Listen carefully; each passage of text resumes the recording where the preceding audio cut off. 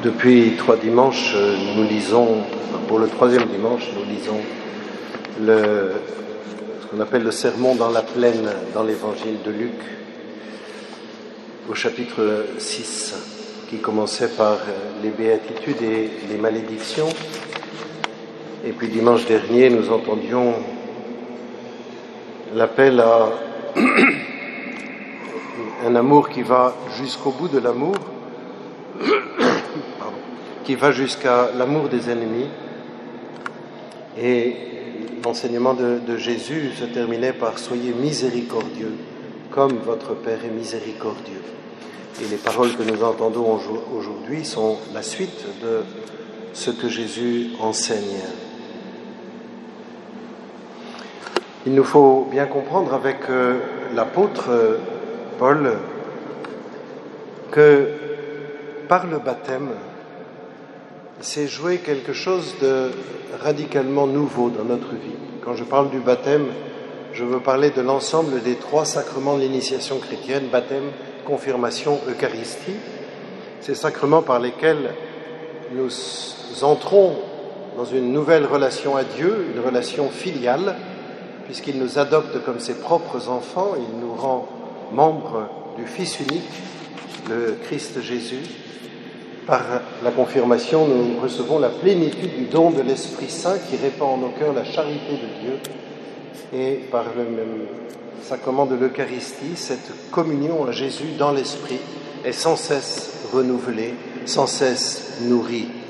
C'est ainsi que nous sommes passés de la mort à la vie. C'est ainsi que nous partageons la victoire de Jésus sur le péché et sur la mort. C'est ainsi que nous sommes rendus capables d'être miséricordieux comme notre Père des cieux est miséricordieux.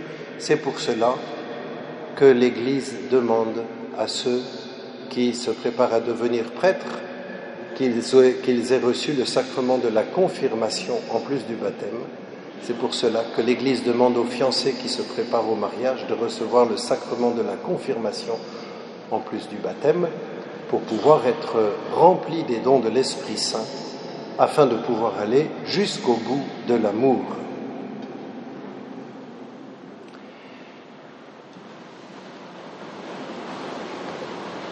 Ce qui est premier dans notre chemin de vie chrétienne, c'est ce que Dieu a fait pour nous.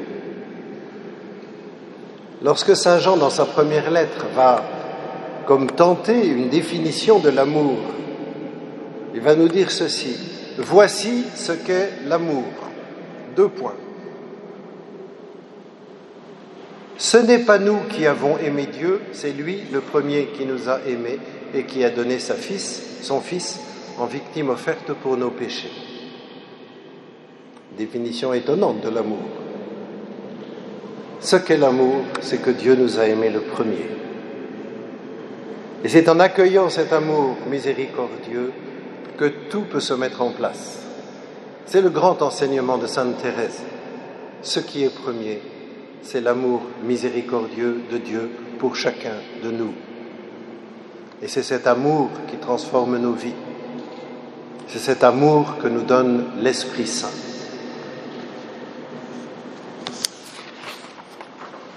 L'Esprit Saint vient ainsi répandre en nos cœurs la charité, comme Paul le dit dans la lettre aux Romains, mais l'Esprit Saint vient aussi témoigner de Jésus et rendre vivante sa parole.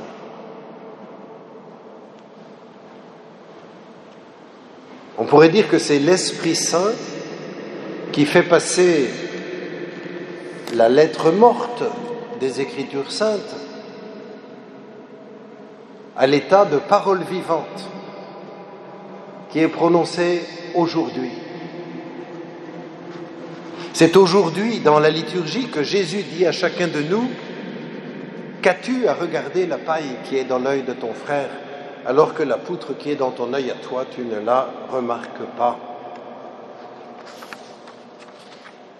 Le Seigneur ne cesse de nous parler. L'Esprit Saint fait retentir en nos cœurs sa parole.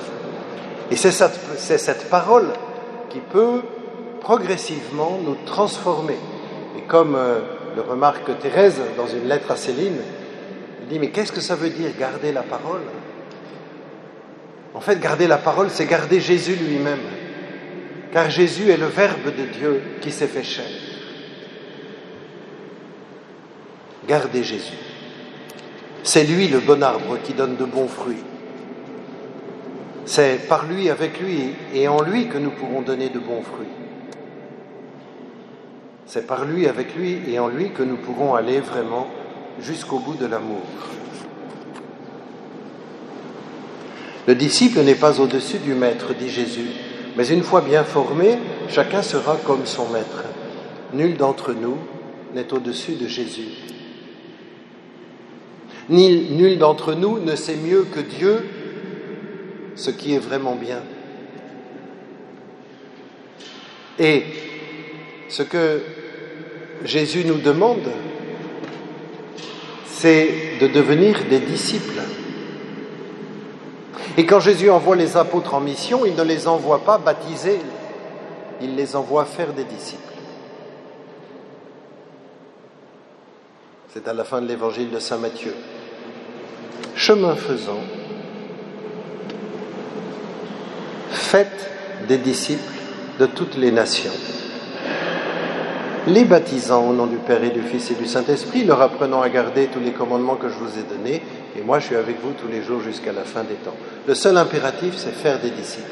Être chrétien, c'est être disciple de Jésus. C'est-à-dire écouter sa parole, l'aimer, faire ce qu'il dit, en comprenant que nous pouvons faire ce qu'il dit parce qu'il nous sauve et qu'il nous donne part à son esprit. Nous ne sommes pas disciples d'un ancien qui a vécu un jour du temps et qui n'est plus parce qu'il est mort. Nous sommes disciples du ressuscité qui est aujourd'hui vivant et aujourd'hui en interaction avec nous. Lorsque je lis des sages des anciens temps, comme les philosophes grecs par exemple, je suis devant une sagesse qui a été dite par Sophocle, par Platon, par qui vous voulez, qui est très précieuse. Mais je ne suis pas en train de parler avec Platon, il est mort. Tandis que je suis en train de parler avec Jésus. Et que Jésus me parle aujourd'hui. Et que Jésus interagit dans ma vie. Et tout l'intérêt de Sainte Thérèse de l'Enfant Jésus, c'est qu'elle, à travers ses écrits, elle raconte ce que le Seigneur a fait pour elle. La Bible, déjà, nous raconte ce que Dieu a fait pour son peuple. La Bible nous apprend à déchiffrer comment Dieu intervient dans nos vies. Et Thérèse fait pareil. Elle voit comment Dieu l'a accompagnée, comment Jésus l'a accompagnée, elle le raconte. Et ainsi, elle nous apprend à faire de même. Nous ne sommes pas au-dessus de Jésus. Il s'agit de devenir ses disciples, de nous laisser enseigner par lui. Qu'as-tu à remarquer la paille dans l'œil de ton frère, dit Jésus, alors que la poutre qui est dans ton œil à toi, tu ne la remarques pas? Hypocrite, enlève d'abord la paille de ton œil. Je crains que parfois cet évangile soit interprété, ces quelques versets, soit interprété comme Jésus nous demande de nous occuper de nos oignons. Ce n'est pas du tout le cas. Jésus nous dit, alors tu verras clair pour enlever la paille de la poutre de ton œil. Et dans l'évangile de saint Matthieu, il nous dit, si ton frère vient à pécher contre toi, va trouver ton frère, seul à seul. S'il t'écoute, tu auras gagné ton frère. Oui, mais il y a certaines versions de l'évangile, vous savez qu'on n'a pas le texte écrit directement par saint Matthieu, on a des copies de copies, il y a différentes copies, et sur certaines copies, il n'y a pas « si ton frère a péché contre toi », il y a juste « si ton frère vient à pécher, va, reprends-le seul à seul, s'il t'écoute, tu auras gagné ton frère ».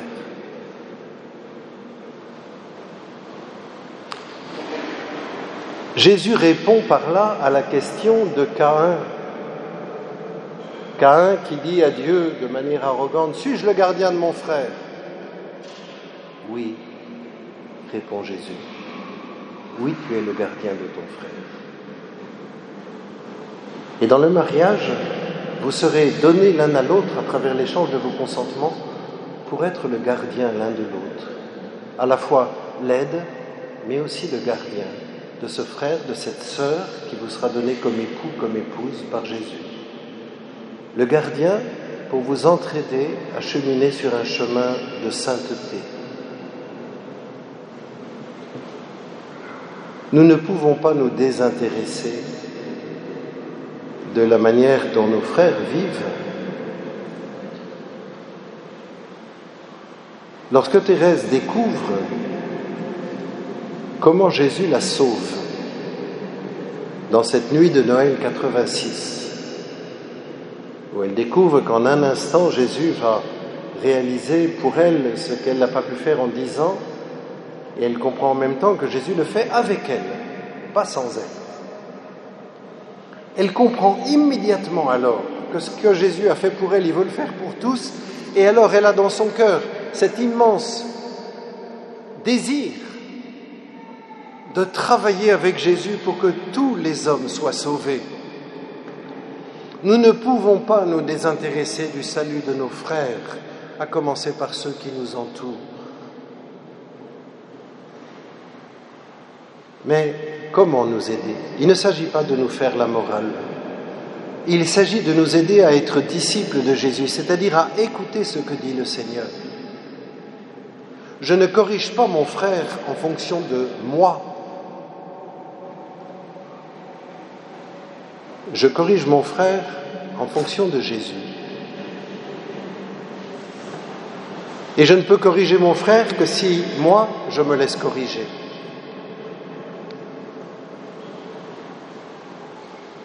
Et le Seigneur, pour nous corriger, peut utiliser bien sûr les Écritures saintes, mais il peut aussi utiliser d'autres personnes, des proches qui nous aiment et qui, avec délicatesse, nous font des remarques pour nous aider à renoncer à tel défaut, à tel péché. Et parfois, le Seigneur passe par notre plus fidèle ennemi qui nous envoie à la tête une vacherie qui est parfaitement vraie et juste. Et si c'est vrai, ça vient de Dieu.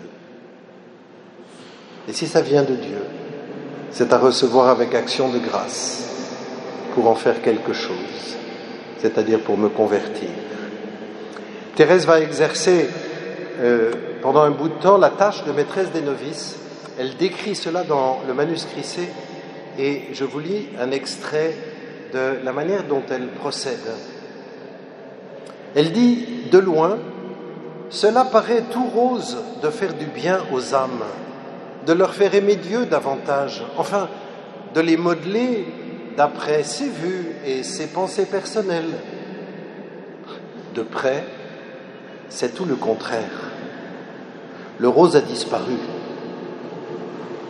On sent que faire du bien est chose aussi impossible sans le secours du bon Dieu que de faire briller le soleil dans la nuit. Précisément, la nuit, il n'y a pas de soleil. On sent qu'il faut absolument oublier ses goûts, ses conceptions personnelles et guider les âmes par le chemin que Jésus leur a tracé, sans essayer de les faire marcher par sa propre voie. Mais ce n'est pas encore le plus difficile. Ce qui me coûte par-dessus tout, c'est d'observer les fautes, les plus légères imperfections et de leur livrer une guerre à mort. J'allais dire, malheureusement pour moi. Mais non, ce serait de la lâcheté. Je dis donc, heureusement pour mes sœurs, depuis que j'ai pris place dans les bras de Jésus, je suis comme le veilleur, observant l'ennemi de la plus haute tourelle d'un château fort. Rien n'échappe à mes regards. Souvent, je suis étonné d'y voir si clair, et je trouve le prophète Jonas bien excusable de s'être enfui au lieu d'aller annoncer la ruine de Ninive. J'aimerais 1000 fois mieux recevoir des reproches que d'en faire aux autres, mais je sens qu'il m'est très nécessaire que cela me soit une souffrance. Car lorsqu'on agit par nature, c'est impossible à l'âme à laquelle on veut découvrir ses fautes. C'est impossible que l'âme à laquelle on veut découvrir ses fautes comprenne ses torts. Elle ne voit qu'une chose: la sœur chargée de me diriger est fâchée et tout retombe sur moi qui suis pourtant rempli des meilleures intentions. Je sais bien que vos petits agneaux me trouvent sévère. S'ils lisaient ces lignes, ils diraient que cela n'a pas l'air de me coûter le moins du monde de courir après eux, de leur parler d'un ton sévère en leur montrant leurs belles toisons salies, ou bien de leur apporter quelques légers flocons de laine qu'ils ont laissés déchirer par les épines du chemin. Les petits agneaux peuvent dire tout ce qu'ils voudront. Dans le fond, ils sentent que je les aime d'un véritable amour, que jamais je n'imiterai le mercenaire qui, voyant venir le loup, laisse le troupeau et s'enfuit. C'est cela, être miséricordieux comme notre Père est miséricordieux. Amen.